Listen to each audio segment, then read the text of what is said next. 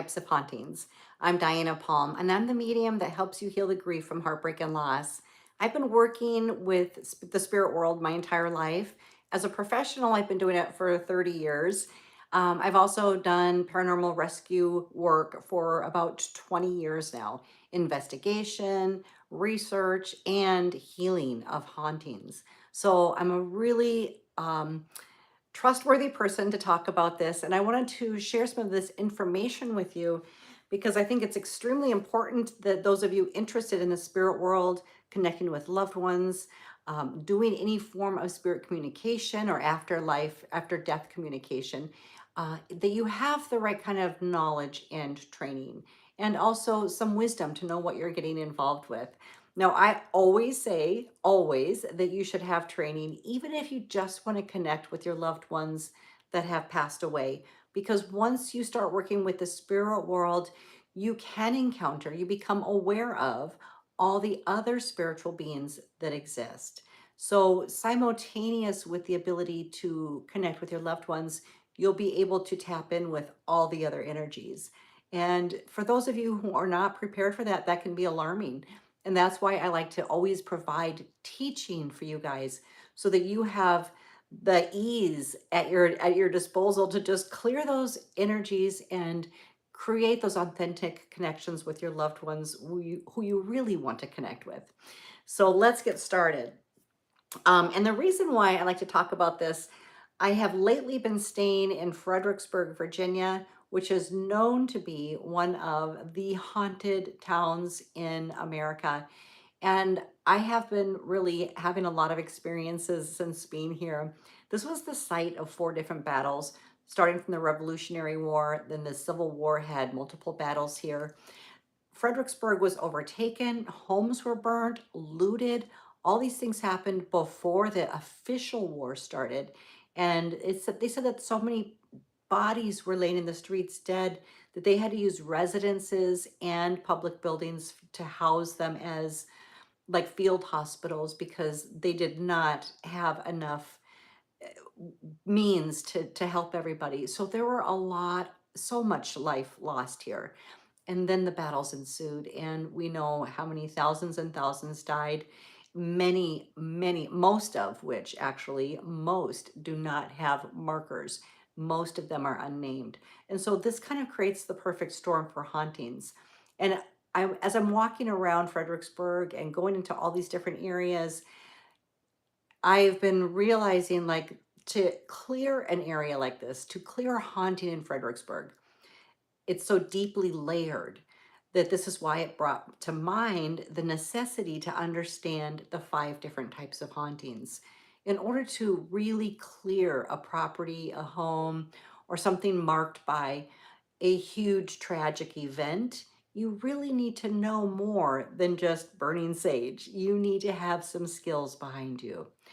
So that's why I decided to make this video. So I hope you'll stay with me if this is of interest to you. If you're interested in the paranormal, ghosts, spirits, the spirit world, then stay tuned and we'll dive right in. Okay, so the first type of haunting that I'd like to talk to you about is more of a residual haunting. This is where you will have an imprint of events that have occurred. Now, I can say here in Fredericksburg, when I drove down into the war trenches, where all of the soldiers were hunkered down in trenches, and it's very, very, very long with woods on one side, partial woods on the other side, and an open field. That entire area had massive residual energy. I literally, as an intuitive, could pick up soldiers running across. It was very, very active. I could just feel them coming out of the woods. There was such a strong imprint, which means recording. So many of those soldiers are residual energies. However, among those, there are also intelligent hauntings, which means true ghosts that are trapped at that location that do not realize that they died, that still think it's the same day of battle. And those are different than residual. So we'll talk a little bit more about the residual so you really are clear about that difference. Another place where I see residual hauntings would be orphanages, insane asylums, any place where there was a great amount of suffering and traumatic events that literally kind of explode or blast that energy into the environment as a timestamp or as a recording. Now, that being said, this can also occur from a really, really joyful event where there's so much human emotion that's just, you're pouring it out. So you can also have the same effect in a happy place. So let's say you're down to, like in Stillwater, the town that I'm from, there's a place called Water Street Inn. And when I would go into that building, I would hear dances and parties and it had a great, wonderful feeling. So while there were also hauntings of ghosts, there was a residual energy that was recorded there. Okay, so now we're in Fredericksburg, and the recorded event is the war. The recording event is the soldiers crossing through the fields, driving through the river. There's a lot of it in all areas surrounding Fredericksburg. So those are residual. When you're dealing with a timestamp is a highly emotional event recorded in the environment. So that cannot be cleared as a ghost. That cannot be crossed over. It can be, you can work with it spiritually, but I don't know of anybody who's completely cleared a recording in an environment because it's like an overlay. It's like the event is so emotional. There's such an outpouring of human emotion that it's almost as if it jumps off the timeline and is an overlay into all previous and future lifetimes, dimensions. It gets into the timeline as a permanent stamp.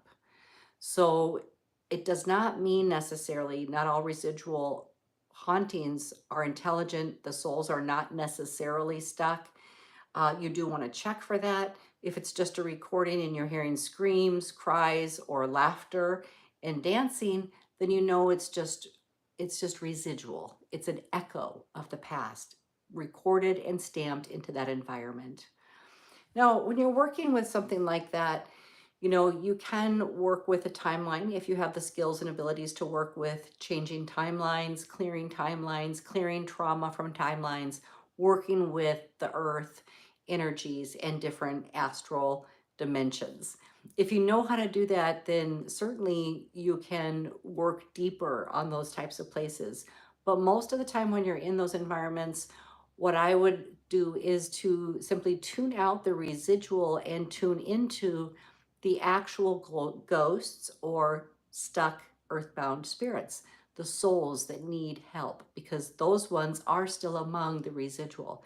And that's why they're often kind of in that same space near the recordings. They still think it's that same time period. So, um, so when we talk about, so we may as well go into the ghost. Those would be intelligent spirits. So when I was in the trenches, and I was seeing massive amounts of soldiers running in all directions, I was able to close my eyes and tune in more. And I did use some of my paranormal devices and asked to speak with some of the soldiers and got very clear recordings on my SB7 spirit box. They were able to say things like, they needed a hospital. They were able to say, I asked, how long have you been here in battle? I heard 1 day. I heard a lot of people that needed help. They were asking for help. So many of the soldiers there are ghosts and they do still need help. So those are intelligent ones. When you're able to ask questions and get the correct type of answer, it shows that there's an awareness. They're intelligent, which means not a recording. Their soul is there with you. The soul is there and it needs some help.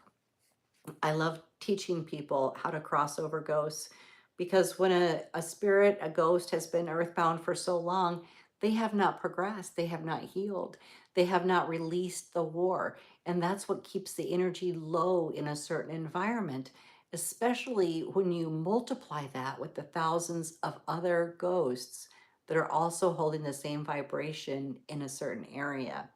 So I highly recommend, if you don't already, I highly recommend getting trained to learn how to cross over those ghosts. And I do teach that in my classes.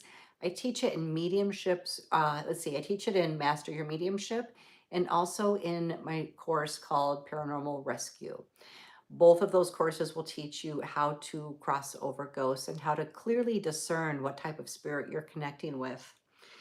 Another thing about ghosts that are intelligent now, they're stuck at the location. So many psychics and some mediums get this wrong and they're like, oh, I just told it to go to the light. Oh, I just told it couldn't come back. Well, just because you're not seeing it doesn't mean that it went anywhere. The fact is, there's only a certain amount of time after death that a spirit has to go to the light. And if they do not go to the light, they become stuck in the magnetic grid on Earth. This is what makes them earthbound. And that's what we refer to as a ghost. At that point, they cannot use their free will to go somewhere else. They cannot simply disappear. They cannot cross over on their own. They need someone to open up the grid. And that's what the crossing over technique is about. It takes a trained healer. You don't necessarily have to be a medium. You can do this work without being a medium. However, doing this work will probably open up all your abilities so that you will become a medium. Um, but it does teach you as a healer how to open up that grid and be able to cross over the spirits that need the help. So that's really important work. But spirits, ghosts, as we refer to them, the ones that are stuck and earthbound, they can't do it. They can't get to heaven on their own after a certain amount of time. There's approximately 2 weeks after the soul leaves the body where they have free will. And I really like to stress this because people are always thinking, well, does God reject people? And is that why they become a ghost? It's not. God does not reject people. We use our free will to go to the light. Reasons why we may not go to the light are fear of being judged, or we have really, really strong ties to young children. We don't want to go to the other side and feel like we're abandoning them. We could even be tied very closely to a sacred place that maybe our home or where our family lives, and we may love the land so much, or a house we built. It's just a very strong emotional tie that keeps us there. There's other ones that are, they die too suddenly and they don't even know that they're dead. Or they could have been drunk or high when they passed and they don't have the conscious awareness. Just because you die does not mean that you're no longer drunk or high. I see spirits all the time that are still inebriated because they maintain a similar mindset on the other side as they had here until they're crossed over. Once they're crossed over, they have beautiful crystal clarity about their life's purpose and about all their choices. And that's where they go through their life review and begin to evolve. And then they come back to visit you. And then they come back as a healed spirit. So we always want to get our spirits into the light. We always want to also think of all the ghosts, that we love to connect with, that we love to photograph, that we enjoy exploring and investigating. It's really important that we remember that they are someone's family. And if that was your family, you would really want to have them crossed over so that they had the peace. And that's really the biggest takeaway, and how I would like to create more of a movement around the need for crossing over the ghosts and clearing hauntings. So it's important to humanize them and realize that they are people, that they are family members, and that they do need some assistance and help getting to the other side. Now, when you see a ghost, they can actually appear in a full they can appear in a full human form. They will usually have gray tones. They'll be muted in color. Many times they'll be asking for help. That's a really clear way to tell if it's a ghost or a spirit. A ghost will need something of you. They'll want something of you. They'll be still sad. They'll be depressed. They'll be wounded. When a spirit has crossed into the light, they will show up whole and healed, and they will emanate their own light. And so when they come to visit you, it is very easy to know the difference. Um, so there are other types of hauntings. The third type would be more of a negative entity or a demonic. And those were never human. So they were never a human that died and got stuck. They are a completely different type of entity, and they are in the spiritual realm. You will experience them in different places if you're doing paranormal work. Those types of entities really create havoc for the living. They create a lot of addictions, a lot of depression. They're behind a lot of suicidal thoughts and urges. They're just very, very negative, and we want to make sure that we also get rid of them. And I'm not going to go into it in this video, but if you feel called to do that work, I've been doing it since my early 20s. I was first taught by a Catholic priest in Bosnia, and since that time, learned many different techniques and many different skills along the way. I've been doing it since that time. And it's very, very effective work. And it's very easy to learn, but you must develop some spiritual strength with it and follow certain protocols to stay completely safe while you're doing that work. But if that is a calling for you, be sure that you check out my Paranormal Rescue Medium course. And that is completely online. So the links for that will be below this video, but you can clear them. And I've taught many priests how to do this work as well. So demonic or negative entities, they can shapeshift and they can look human, but typically they will look like some sort of creature. They could be grotesque. I've seen them countless different types. Sometimes they're tall and red. Sometimes they look like they have leathery skin. Sometimes they look like an animal. Sometimes they have very intense, angry eyes. There's just so many that it's far too much for me to go into, but there's countless ones, and it would not really serve you to try to learn who they all are because there's just unlimited amounts of them. The one command that you use will get rid of all of them. And that's all you really need to know. You don't want to spend so much time in that energy that you begin attracting them yourself. So just learning the technique and being able to do it proficiently will get rid of all of them, no matter what kind they are. So that you will learn in my Paranormal Rescue Medium course. Okay, so with those types of energies though, when you're not sure, sometimes the demonic or negative entity can appear human. It can try to trick you, but you will know because of the energy. They will want something from you. They will impact you negatively. You may start to feel draining of energy. You might start to feel sick and have headaches. You might start having negative thoughts about the people you know. You may become suicidal. All of those things are good indications that there's a negative entity or multiple negative entities around you.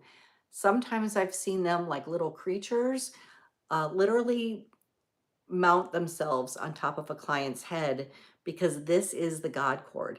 This is where we let the light in. This is where our connection to source comes into us.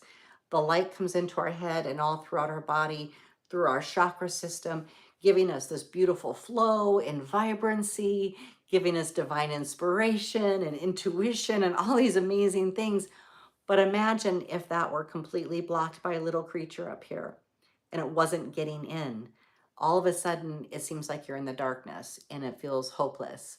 And this is where a lot of people are when they're contemplating suicide. So the first thing I'd actually recommend is to do an entity, negative entity and demonic clearing for those people. And they may need to learn how to hold more light in their body by teaching them also how to love themselves. And those are things that I teach, and those are things that I do in my private sessions. I really work with a person's subconscious belief system, spiritual energy and vibration to build them up from the inside out so they can hold a stronger vibration spiritually, which equals spiritual protection. It also equals more happiness, more abundance, and more love. The more we fill up from the inside out, the more we're able to attract and keep it from the outside world. So that's really necessary work if you know somebody that's really struggling, if they're addicted, if they're suicidal, if they're just really, really having a lot of challenges. It equates to a spiritual attack or a spiritual imbalance that needs to be healed from within. The more healing that we do within on old issues, the more we heal and become strong and able to hold more light, which makes us impervious to the darkness. So that's the way that I would go about that, working with the demonic negative entities. They can create those blocks around us. Let's see. Yes, and I did tell you that they can be cleared. They can also look like blobs. They can also look like dark shadows, blobs. Sometimes, like, the shadow people, that could also fit into that category. Some aliens can fit into that category. And again, it doesn't really matter. You don't have to discern, well, which alien race or what type of specific demon, or all you need to do is be able to get a crystal clear connection with the divine and intuitively receive the name, and you can clear anything. But I teach you how to do all of that in Paranormal Rescue Medium. So, okay, so the fourth kind of haunting that you need to know about is the portals. Now, portals can be created through doing spiritual work. They could be doing, like, using a Ouija board improperly, not protecting your space. You could actually create a portal and open it up to anything. But a lot of portals are actually mixed in with vortex energies and they're natural to the earth. Many of the ancient civilizations actually built burial mounds or sacred sites on portal areas or vortex areas. And like I said, sometimes those two are interchangeable. So a portal is actually going to be like a doorway, a tunnel that brings things in from somewhere else. And so think about a big tube hooked up to a different universe, and all these weird beings are coming through and they're landing in your bedroom because that's where the opening is. That's what can happen in a portal. So in all my years of work with portals, I used to I used to shut them down, seal them, put angels around them, do all this work, and it would hold for a certain amount of time, but eventually build up. The energies would become too strong and it would blow open. Sometimes it would last 10 years. I mean, it could last quite a long time, but eventually it will blow open. So I've since learned that instead of trying to shut them, because some of them are natural forces, you can actually shift them or move them to a different location close by, but where they're not actually coming into your bedroom. So if you're around portal energy, you'll know because you'll be having nightmares, you'll be having a lot of strange activity at night, you might be getting touched, and you will not be able to connect it with a loved one who passed. It will simply be random spiritual energy, very more like an actual haunting, an active haunting where it's kind of freaking you out because it does not feel familiar. So you'll know if you have a portal energy based on those kind of things. If you have any kind of plants, those can be growing kind of in circular motions around them. They might have a little time distortion near that. So if clocks might go haywire in a portal area. Let me see. Yeah, it just has to do with,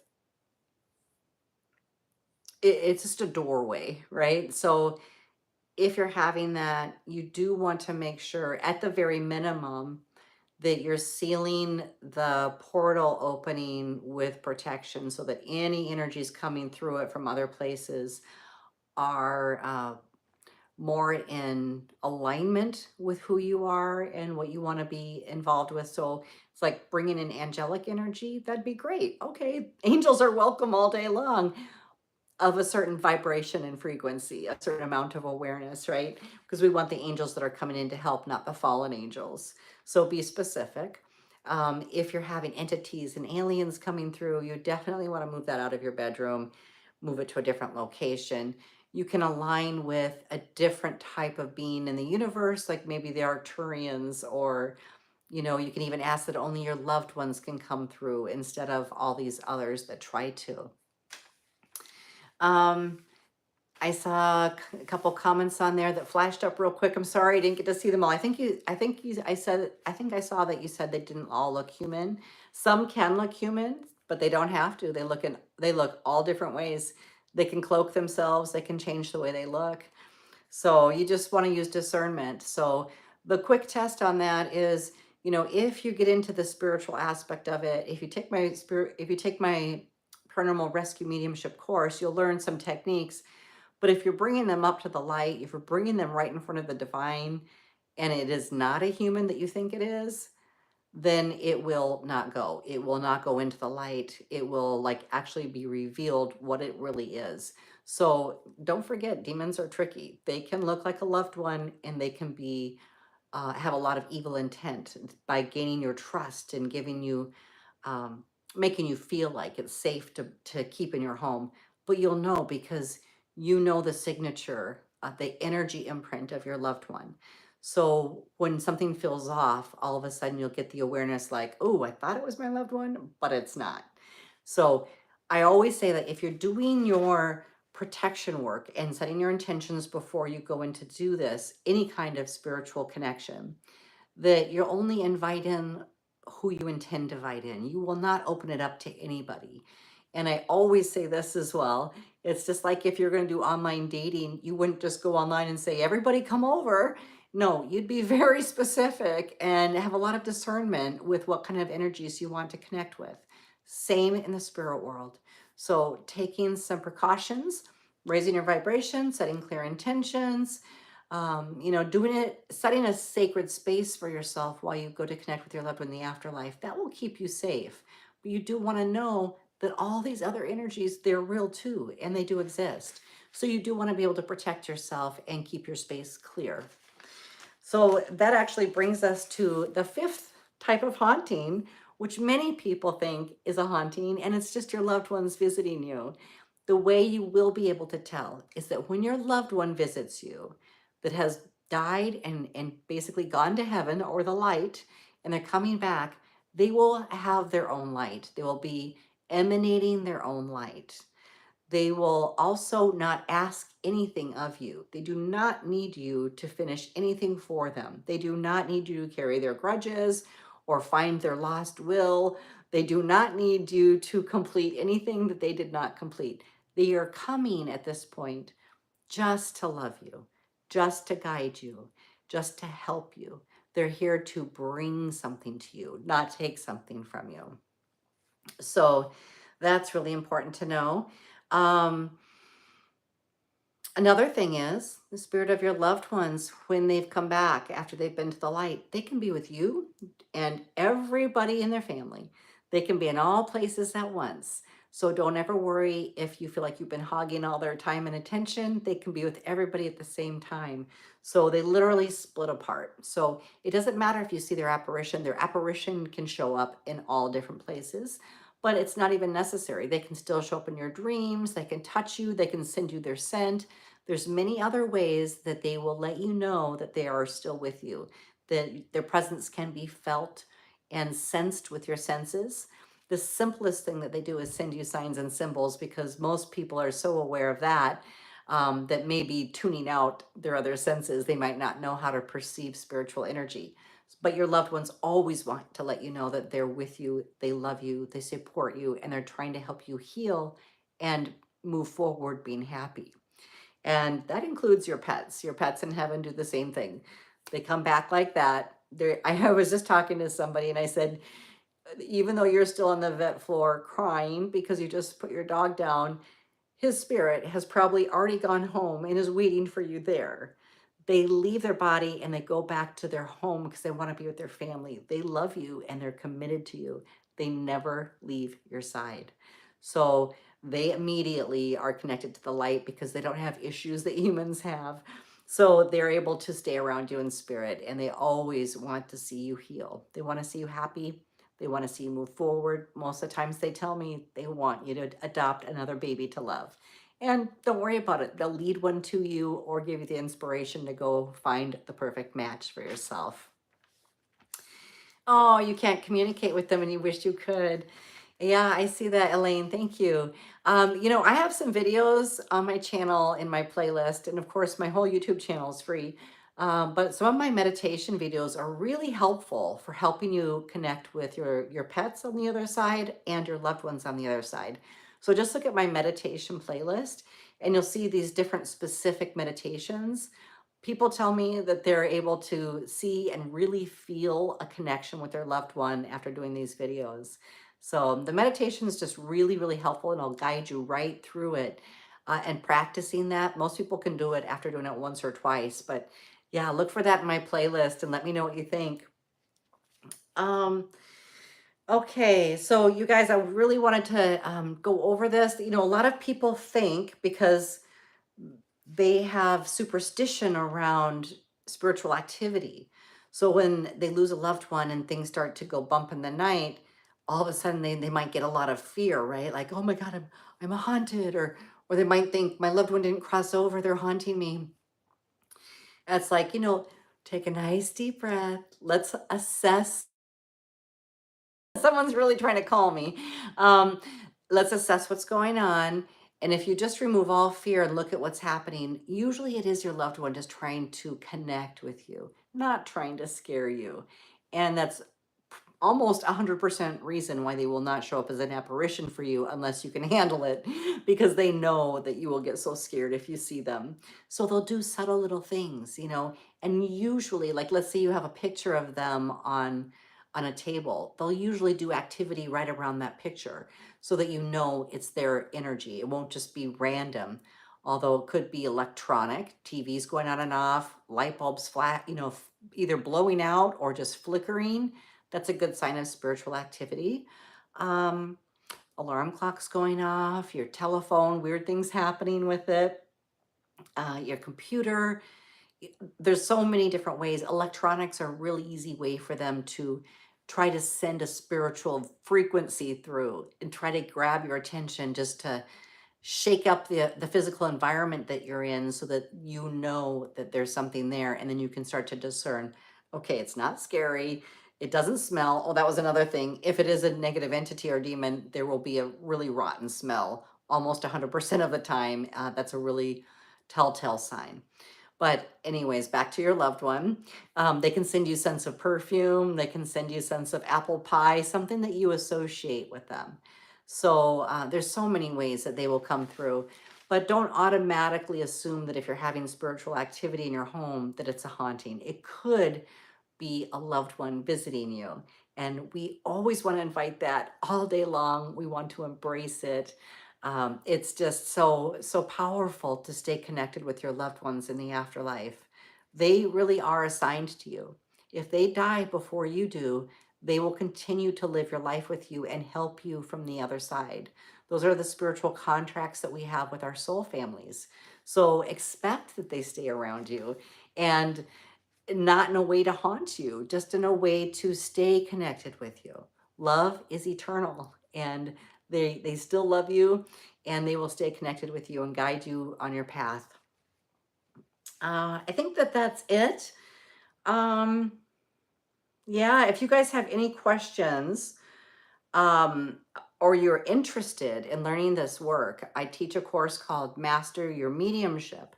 That's 8 specific lessons that I've learned through over 30 years of professionally working as a medium. And these are the specific lessons that I teach people that really want to develop their own gifts for mediumship. So I've had people that would say, oh, I'm not a medium. They take the course and they're doing it. Or I've had people that are mediums, professional mediums, and they take the course and all of a sudden all their skills improve. So be sure to check that out if you're interested in connecting with loved ones on the other side and you're interested in giving messages of love that will help people heal.